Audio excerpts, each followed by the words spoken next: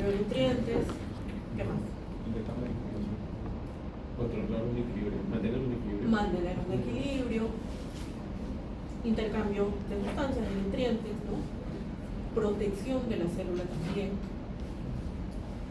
generar que pueda haber a través de transporte, así como obtienen nutrientes, también desechos que deben de ser eliminados, ¿sí? Entonces vean lo importante que son estas membranas. Ahora, algo muy importante, ¿qué factores pueden influir en la permeabilidad de estas membranas celulares? ¿De qué? Puede ser la solubilidad, ¿sí? Temperatura, pH, el tamaño de las moléculas, ¿qué más?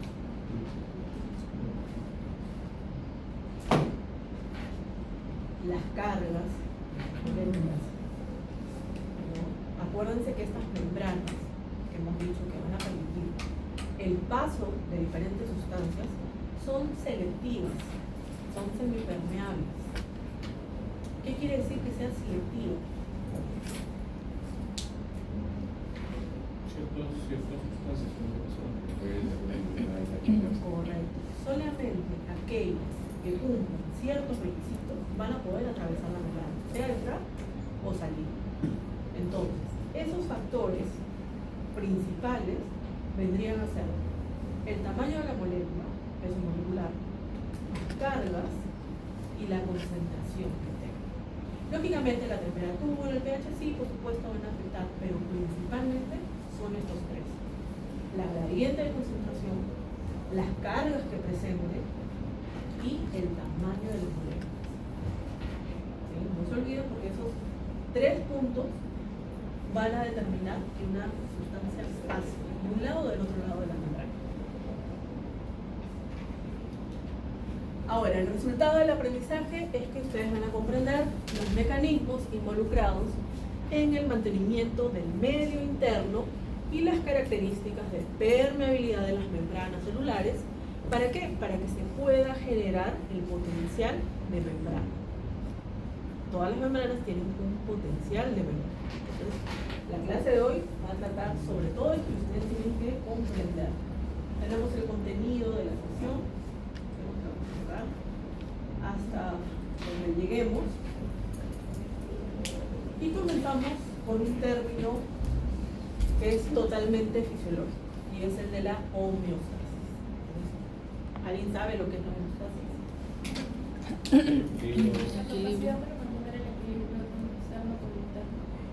Se refiere al equilibrio o a la estabilidad del medio interno.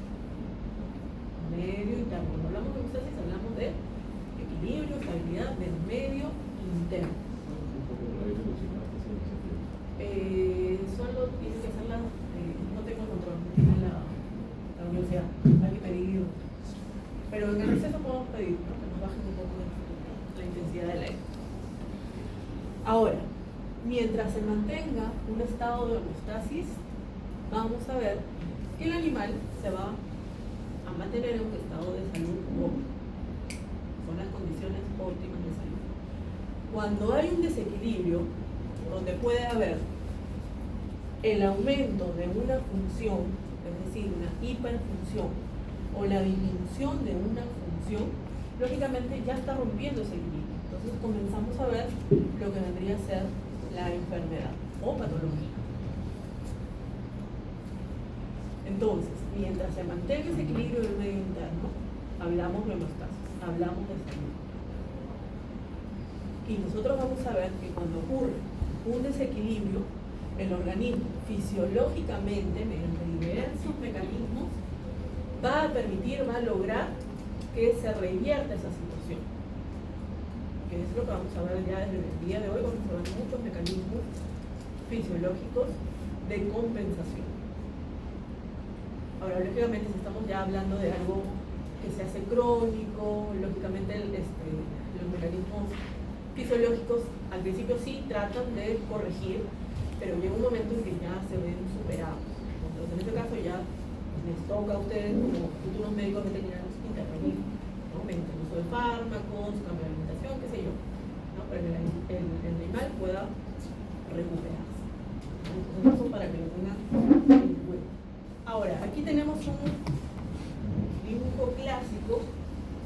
de lo que es la homeostasis, ¿no? Este gráfico de acá, muy típico, donde quiero que recordemos que aproximadamente el organismo animal está compuesto por un 60% de agua. Y esa agua, esos líquidos, se van a dividir en líquido intracelular y líquido extracelular. ¿Sí? Entonces tenemos nuestra célula en el interior, sin duda el líquido intracelular, y en el exterior el líquido extracelular. ¿Okay? El líquido intracelular representa aproximadamente las 2/3 partes de ese 60% de agua, mientras que el líquido extracelular apenas 1/3. Y el líquido extracelular, a su vez, se divide en lo que vendría a ser el plasma y el líquido intersticial. Líquido intersticial. ¿Ok? Entonces, si hablamos de medio interno, estamos hablando de líquido intracelular o de líquido extracelular. Extracelular. Ojo. Por eso pregunté porque siempre se confunde. El líquido extracelular es el medio interno. Entonces, mientras se mantenga estable ese medio interno, que es el líquido extracelular, vamos a tener homeostasis.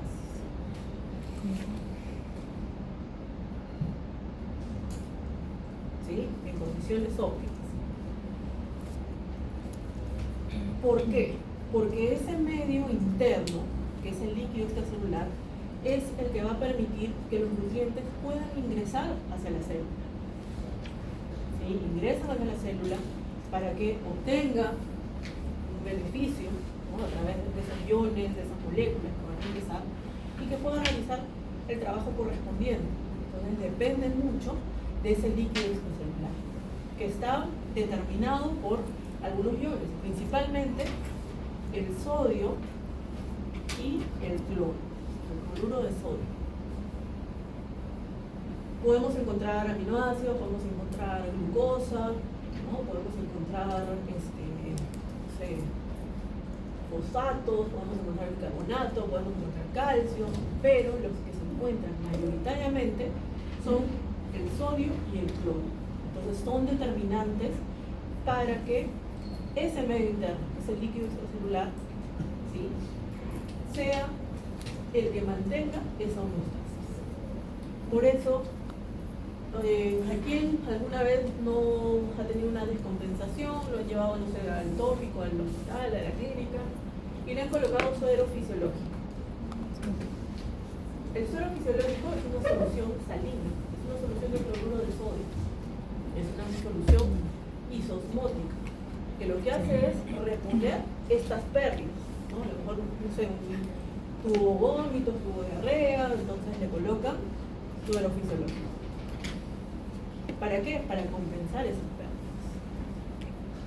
Igual en la práctica, esta semana tienen el feriado, ¿no? Pero en la primera práctica y la segunda, ustedes van a hablar con la profesora Fernanda sobre los diferentes fluidos para saber en qué momento se deben de aplicar. Entonces, muchos de ellos contienen cloruro de sodio. ¿Ya? Ahora, volviendo a este gráfico, vean que nos muestra unos diferentes sistemas. Tenemos por un lado, no sé, el sistema tegumentario. ¿Cuál es la importancia del sistema tegumentario? Brinda protección al organismo, ¿correcto? Pero también tenemos otros sistemas, por ejemplo, sistema respiratorio, intercambio gaseoso, permite que el oxígeno que viene desde el exterior llegue a los pulmones, ¿no?, a los alveolos, pueda ser intercambiado, pasa hacia la sangre, y ahora va a formar parte de otro sistema, que es el sistema cardiovascular. Vean que en ese sistema cardiovascular tenemos un órgano central, que es el corazón, que es el que se va a encargar de bombear la sangre a todos los sistemas. Por ejemplo, hacia el músculo esquelético. Vamos a suponer que tenemos un caballo de carrera. Al realizar actividad, al realizar ejercicio, las demandas de oxígeno de ese músculo es mucho mayor. Entonces, ¿qué va a pasar? Que el gasto cardíaco, y pregunto, ¿qué es el gasto cardíaco? La energía que usa. Es el volumen de sangre que se expulsa durante un minuto de tiempo durante la diástole. Entonces, quiere decir que va a haber mayor gasto cardíaco hacia el músculo esquelético. ¿Para qué? Para permitir que pueda recibir mayor combustible, es decir, mayor cantidad de oxígeno y pueda realizar ese trabajo.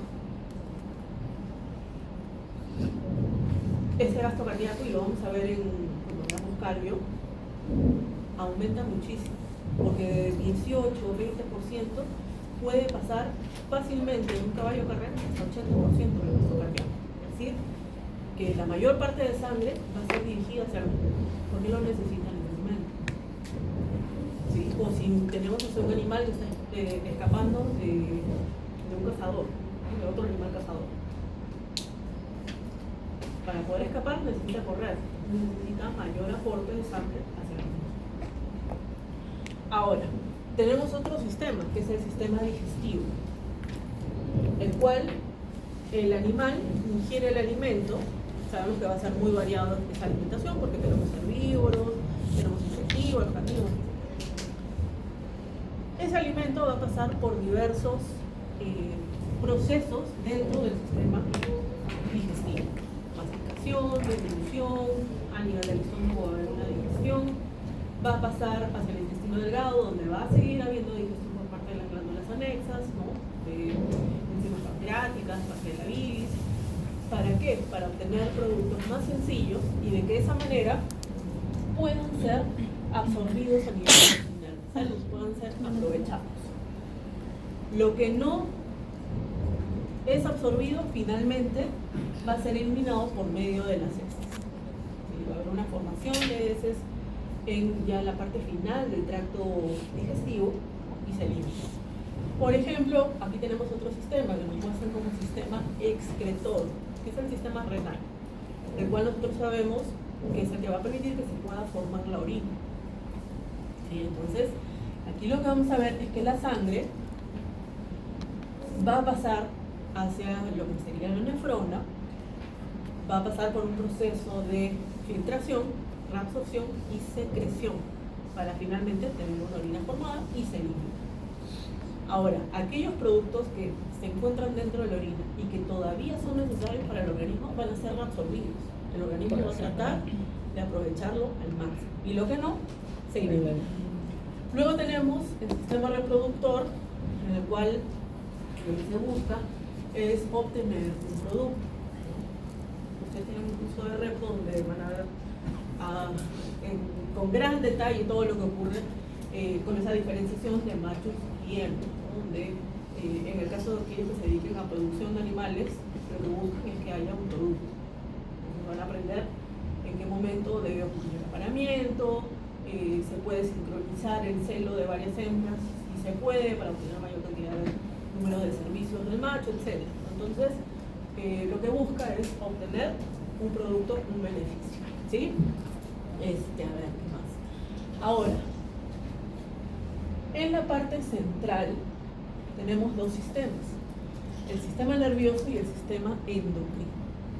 ¿Por qué lo han colocado aquí de manera central como si fuesen las estrellas? Y es que son dos sistemas de regulación o de control. ¿Qué quiere decir esto? Que el sistema nervioso y el sistema endocrino van a liberar sustancias químicas. En el caso del sistema nervioso, neurotransmisores, que los vamos a ver ya la próxima semana, vamos a hablar de neurotransmisores, y el sistema endocrino, hormonas, diversas hormonas, que van a tener receptores en diferentes sistemas.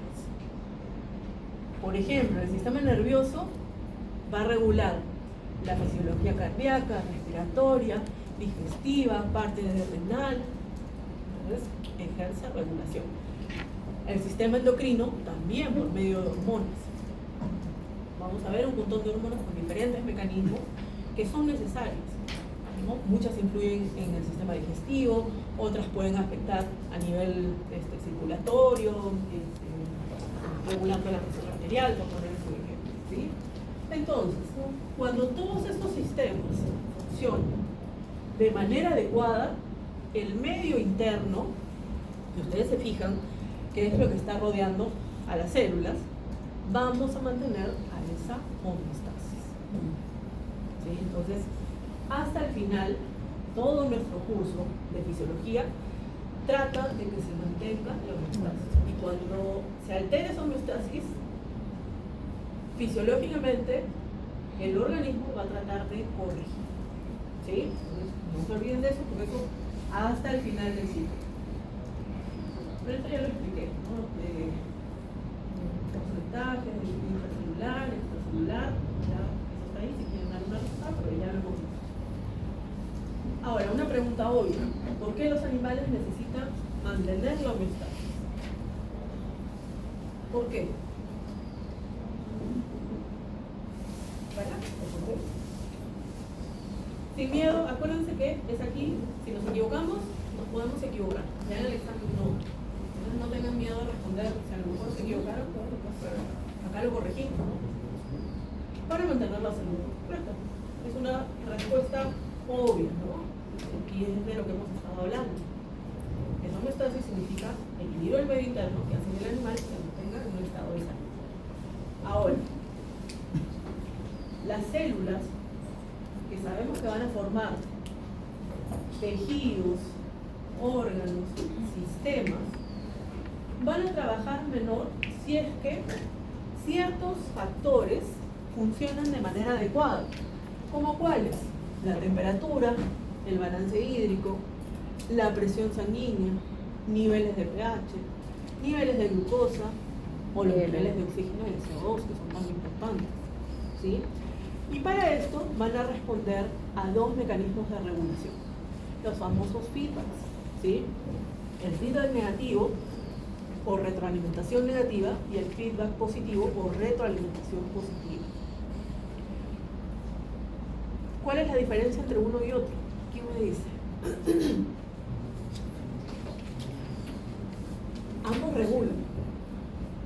Creo que el negativo siempre regula cambios frecuentes. A ver, el feedback negativo sí es el que se encuentra más presente cuando hay alguna alteración, ¿sí? Es el que vamos a ver que se presenta en casi todos los sistemas y lo que busca es justamente eso, corregir. Tiene un efecto correctivo, es decir, ¿qué va a corregir? El estímulo inicial. Si el estímulo inicial, vamos a suponer que hay una elevada secreción de una hormona, ese feedback negativo lo que va a generar es que los niveles bajen como respuesta. Entonces corrige. ¿Para qué busca que baje? Para que se nivele y regrese a sus valores normales. O si está muy bajo, el feedback negativo lo que hace es que aumente para que regrese a su valor normal. Mientras que en el feedback positivo tiende a aumentar el estímulo, correcto. Si hay liberación de una sustancia, va a hacer que siga aumentando esa sustancia. Y lo vamos a ver con algunos ejemplos en la clase, ¿sí? Ahora, estos feedbacks se dan como reflejos. Al darse como reflejos, es importante que sepan, tal vez algunos de ustedes ya lo saben, que se trata de 5 componentes de un reflejo. Y un reflejo es una respuesta ante un estímulo, ¿sí? Y esos componentes son, el primero es el receptor. El receptor que se va a encargar de captar al estímulo.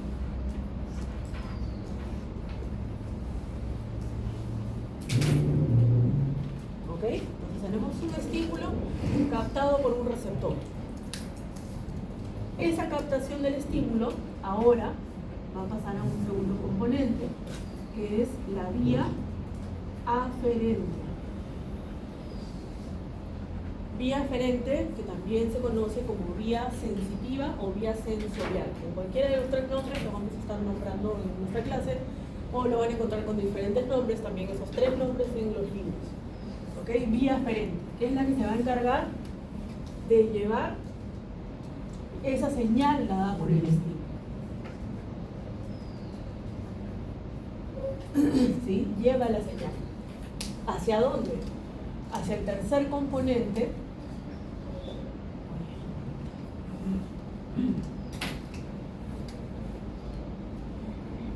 El tercer componente, que es el centro integral.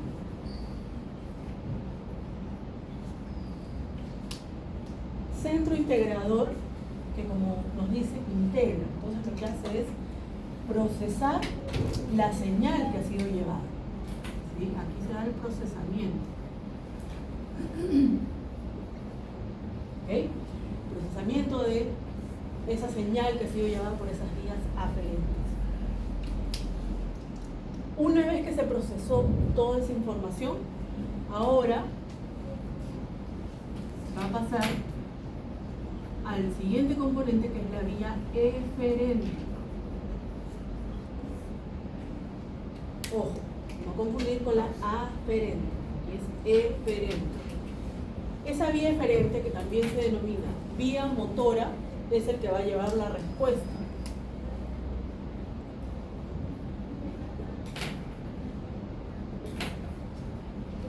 ¿A dónde la lleva? El quinto componente, que es el efector. ¿Sí? Efector, que es el que da la respuesta. Este efector puede ser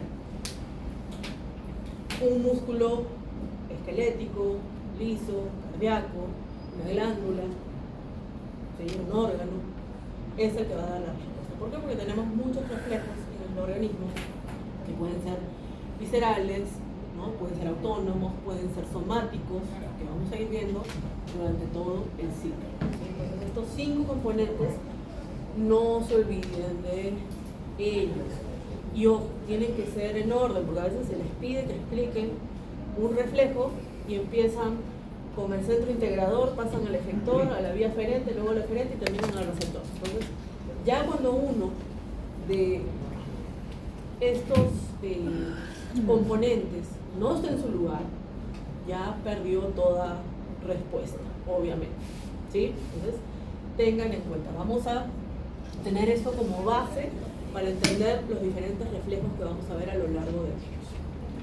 Ahora, vamos a ver, en el caso de la temperatura, ¿qué ocurre? Vamos a suponer, voy a sacar el lapicero negro porque no voy a finalizarlo. Vamos a suponer que tenemos un paciente que tiene hipotermia.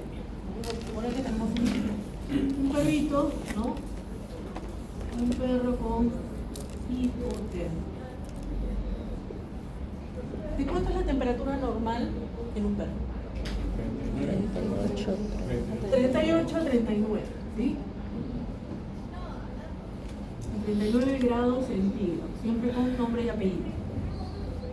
¿Ok? Entonces, si tiene hipotermia, quiere decir que la temperatura está por debajo de 38. ¿Ok? Puede ser que esté, no sé, póngale 37, 36.5, ¿sí? Todo. Entonces, fisiológicamente el organismo va a tratar de corregir esa disminución de la temperatura corporal. ¿Qué va a ocurrir? Mediante feedback negativo vamos a obtener una respuesta. ¿Okay? Pregunto, ¿cuál sería la respuesta si un perrito tiene hipotermia? ¿Cómo? Jadeo. ¿Puede haber vasoconstricción? Sí, puede haber, sí. Pero principalmente, ¿cómo? Va a aumentar el ritmo cardíaco, ¿sí? Por acá, ¿qué dicen? Jadeo. Vasoconstricción, que ya dijeron por acá. Jadeo. No, vasodilatación, ahí me recaló. ¿Cómo? No, temblores. Temblores. Va a comenzar a temblar. Esa es la respuesta, va a comenzar a tiritar para generar calor. Entonces, ¿cómo ocurre esa respuesta? Vamos a ver. El estímulo. Aquí tenemos nuestro estímulo. la hipotermia. ¿Cuál es el receptor? Serían los termorreceptores. Termorreceptores que se encuentran a nivel de la piel y a nivel del mismo encéfalo. Son los que van a detectar esta disminución de la temperatura. A través de vías aferentes, que en este caso va a ser una neurona aferente o sensitiva o sensorial, va a llevar la información al centro integrador. ¿Cuál sería ese centro integrador? ¿Sería cuál? El centro termorregulador, que se encuentra ¿dónde? En el hipotálamo, que por ahí escuché, ¿no? Hipotálamo. ¿Okay? Entonces ahí se procesa la información, está llegando esa señal que dice la temperatura está disminuyendo. ¿Okay? Muy bien, entonces, procesada esta información, ahora necesito una vía diferente. En este caso va a ser una neurona motora o eferente, ¿sí? Neurona motora o eferente. Tiene que llegar a un efector. ¿Cuál sería ese efector si ustedes me dijeron que debe de temblar, que debe de tiritar?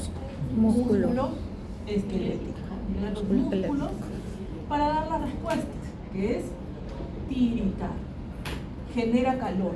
Entonces, como respuesta, la temperatura va a comenzar a aumentar. ¿Para qué? Para corregir esa hipotermia y regrese a por lo menos unos 38 grados centígrados. ¿Sí? Entonces aquí tenemos ese feedback negativo. Corrige, tiene un efecto correctivo sobre el estímulo. ¿Alguna duda, alguna pregunta?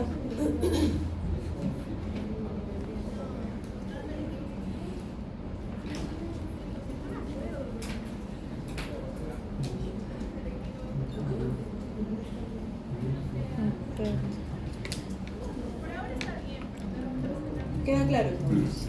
¿Sí? Bien, entonces vamos a ver el siguiente, que es el balance hídrico, es decir, los niveles de agua que debe haber en el organismo. Y ese balance se da respecto a la entrada de agua y la salida de agua.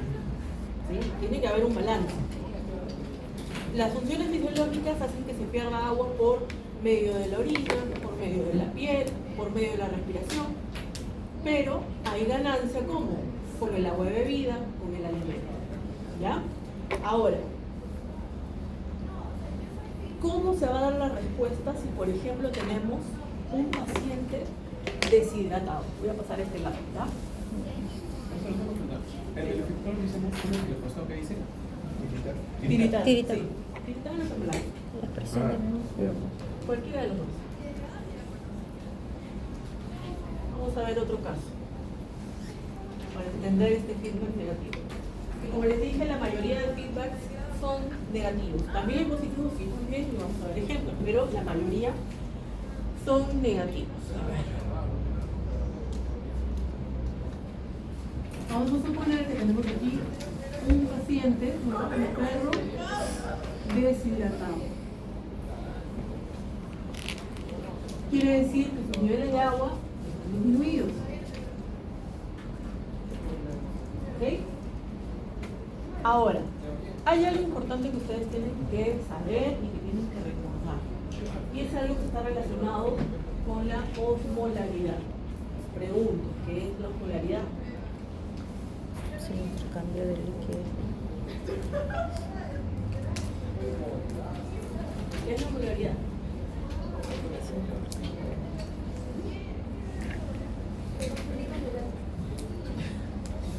La osmolaridad es el número de partículas o de solutos contenidos en una solución. No se olviden de ese término porque osmolaridad también vamos a ver hasta el final. ¿Okay?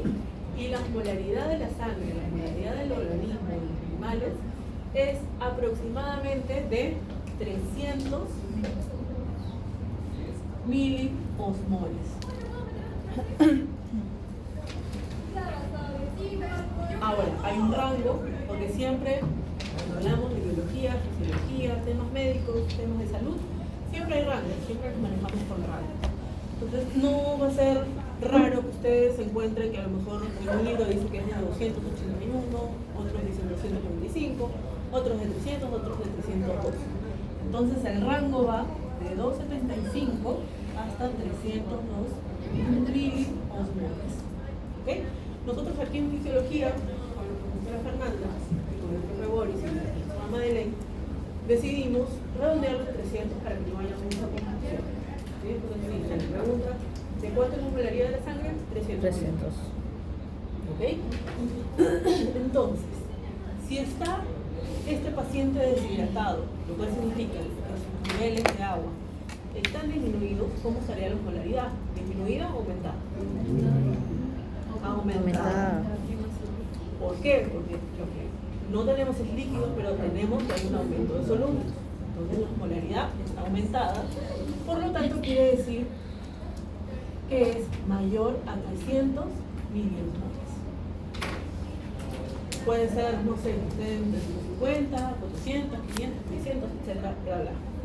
¿Ok? Entonces, este es nuestro estímulo, esta disminución de la osmolaridad. ¿Quién se va a encargar de captar ese estímulo? Los osmorreceptores.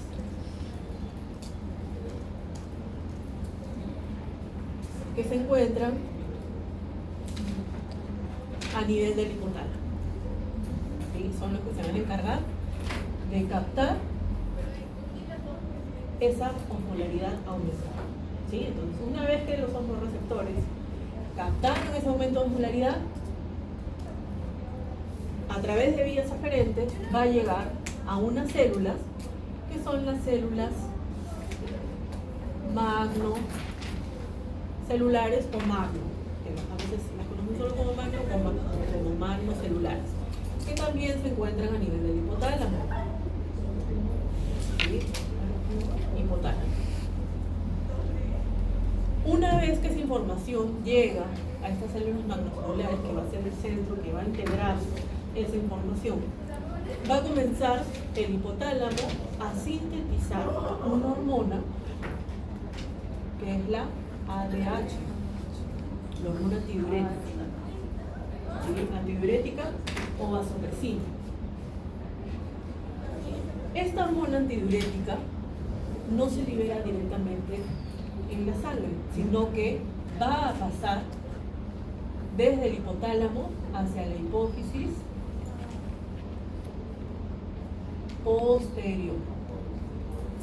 Recuerden que hay una hipófisis anterior y otra posterior, en este caso a la posterior, donde se almacena. ¿Sí? Y ahora sí, la ADH se libera en sangre.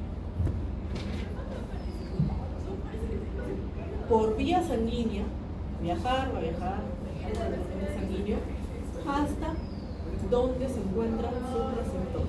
¿Dónde se encuentran estos receptores? Si hablamos de hormona antidiurética, ¿dónde estarían? En el riñón. En los riñones, en la nefrona, específicamente en el túbulo colector. Entonces, vamos a recordar, nuestra nefrona, tenemos el glomérulo, túbulo contorneado proximal, asa de Henle, túbulo contorneado distal y túbulo colector. Entonces la ADH viaja hasta el túbulo colector, donde se van a encontrar sus receptores para la ADH, y cuando se une va a generar una señalización a nivel intracelular que ahorita no les compete, pero sí la vamos a ver cuando nos toque hablar de este tema en general, cuando hablemos de renal, de endocrino.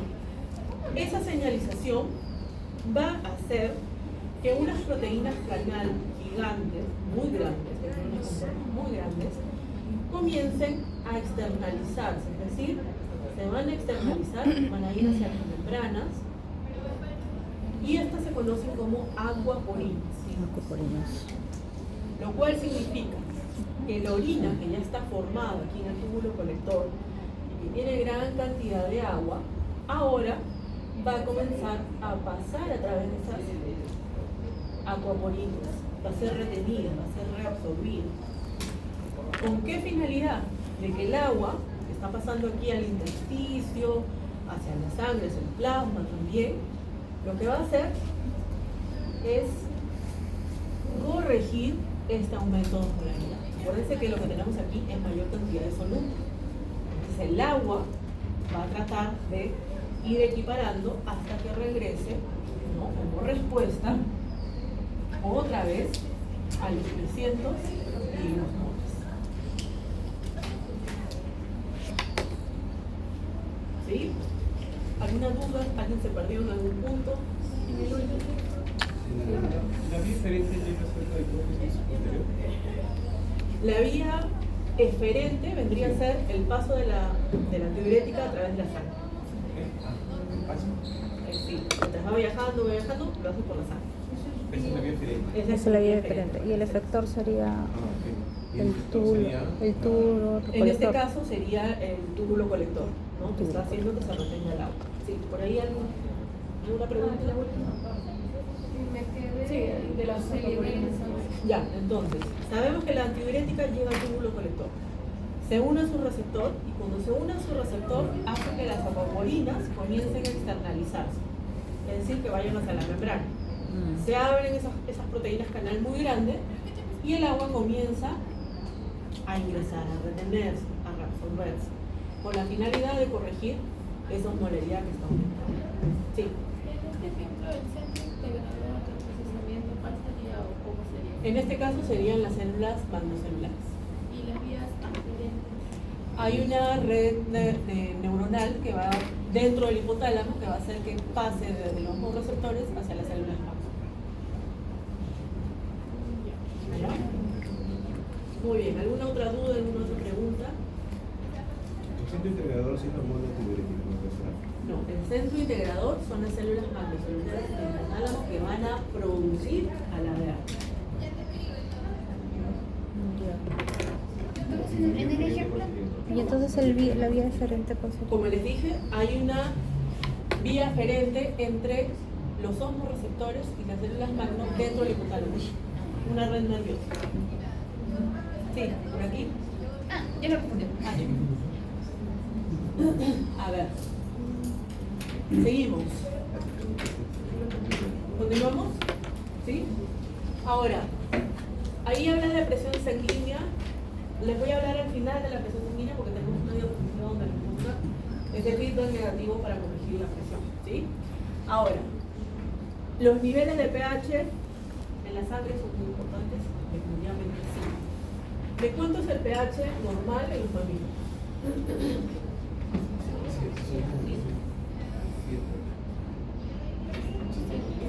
¿Cuánto? 100. ¿Neutro es neutro? No. Los Es chicos. aproximadamente como promedio 7.35. Es ligeramente alcalino. No es neutro. ¿Sí? No es neutro. Ligeramente alcalino, 7.35, 7.4 en algunos libros.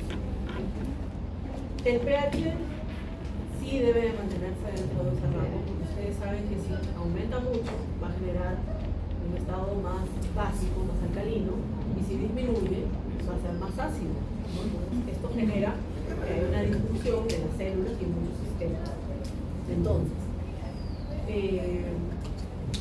¿qué pasa, por ejemplo, si tenemos, y esto ocurre fisiológicamente, cuando el animal se está alimentando, el animal se alimenta, comienza a generar gran cantidad de hidrogeniones. ¿Sí? Aumentan los hidrogeniones. Si aumentan los hidrogeniones, vamos a tener acidificación o alcalinización. Vamos a tener acidez. Porque a mayor hidrogeniones, el pH comienza a caer, entonces se vuelve ácido. ¿Sí? Entonces, ¿qué hace el organismo? Lo que vamos a ver es que, por ejemplo, a nivel de la sangre, va a comenzar a haber una gran presencia de otra molécula que es el bicarbonato. Bicarbonato. El bicarbonato, ustedes saben que es una sustancia amortiguadora, es un buffer, o una sustancia tapón, también le dicen, que va a neutralizar esa acidez.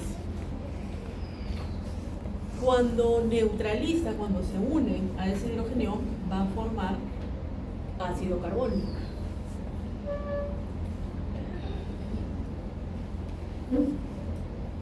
Ácido carbónico. Y el ácido carbónico se disocia en CO2 y en agua, gracias a la presencia de una enzima que es la anhidrasa carbónica, que hace que el proceso sea muy rápido, ¿sí? Entonces, el CO2 sabemos que se produce a través de lo que debería ser el trabajo que realizan las células del metabolismo. Entonces el CO2 sabemos que se va a eliminar con la expiración, ¿no? A través del sistema respiratorio. Y el agua, al ser una molécula pequeña que no tiene carga, está atravesando las membranas sin ningún problema, porque sabemos que 60% del organismo está compuesto por agua. Entonces, ya aquí le resulta inocuo para el organismo, para la célula. Pero ¿qué pasa si se queda como hidrogenión? En ese caso lo que vamos a ver es que cuando ustedes vean que el hidrógeno tiene este signo positivo, significa que se encuentra libre. Y al encontrarse libre, tiene esa capacidad de poder unirse a otras moléculas. Y normalmente le gusta hacerlo con las proteínas. Tiende a unirse mucho a las proteínas. Entonces, ¿qué pasa? Que una proteína, no sé, terciaria, cuaternaria, y comienza a desnaturalizar. ¿Sí? La desnaturaliza, lógicamente deja de cumplir sus funciones. Un ejemplo claro, la hemoglobina. La hemoglobina es una proteína cuaternaria que se encarga de transportar el oxígeno. Pero ¿qué pasa? Que el hidrógeno tiene mucha afinidad por esa hemoglobina. ¿Qué ocurre? Que la hemoglobina suelta rápidamente el oxígeno, porque ya el hidrógeno lo está tomando, y muchas veces ese oxígeno no llega de manera adecuada a las células donde debería de ser. ¿Por qué? Porque el hidrógeno ya lo está copando. ¿Sí? Entonces, la hemoglobina. ¿Sí? Entonces, deja de cumplir su función, que es la de transportar de manera adecuada el oxígeno. ¿Ya? Entonces, para que tengan en cuenta. Niveles de glucosa. También los niveles de glucosa en sangre son importantes de mantenerlos dentro de un rango. Nosotros sabemos que al ingerir un alimento,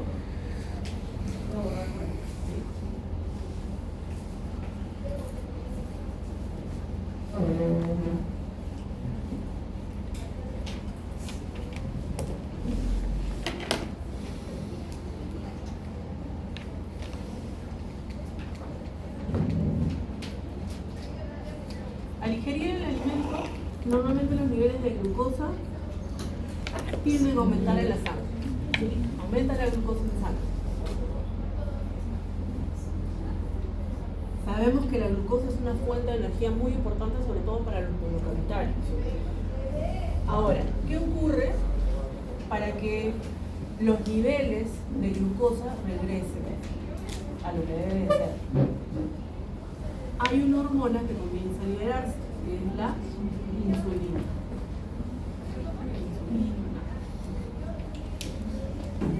¿Dónde se sintetiza y se libera la insulina? En el páncreas. ¿En dónde específicamente? ¿Dónde se libera? No dónde se libera, sino a partir de qué célula se genera y se comienza a liberar. El páncreas. Células alfa, beta, delta, F. Beta. Las beta. ¿Sí? En las células beta del páncreas. ¿Qué pasa con esas células beta? Vamos a suponer que esta es una célula beta. Aquí, célula beta. Estas células betas contienen unos receptores de glucosa que captan ese aumento y se denominan GLUT. ¿Sí?